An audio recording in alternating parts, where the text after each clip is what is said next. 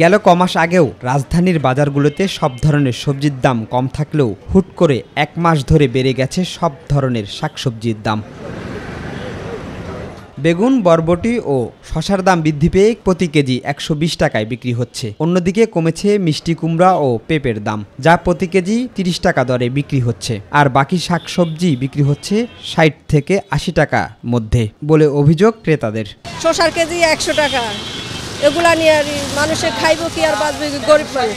তবে বৃষ্টির অজুহাতকে পুঁজি করে সবজির দাম বেড়েছে বলে দাবি সবজি বিক্রেতাদের। তো এই সপ্তাহ কম আছে, আবার হালকা পাতলা কিছুটা 10 টাকা কেজিতে বেশিও আছে।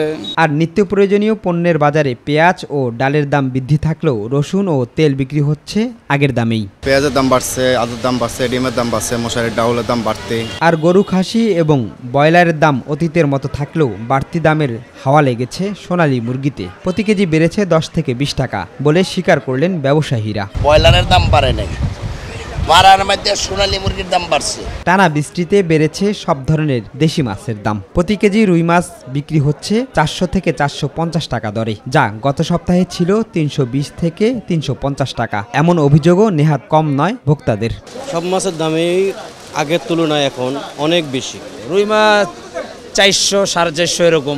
মাছ বাজারের অবস্থা খুবই খারাপ, বৃষ্টির কারণে ওরা বলতেছে মাছ আসতেছে না। ক্রেতারা বলছে বাজার মনিটরিং সঠিকভাবে করলে যেমন সিন্ডিকেট কমবে, তেমনি কমবে সব ধরনের পণ্যের দাম।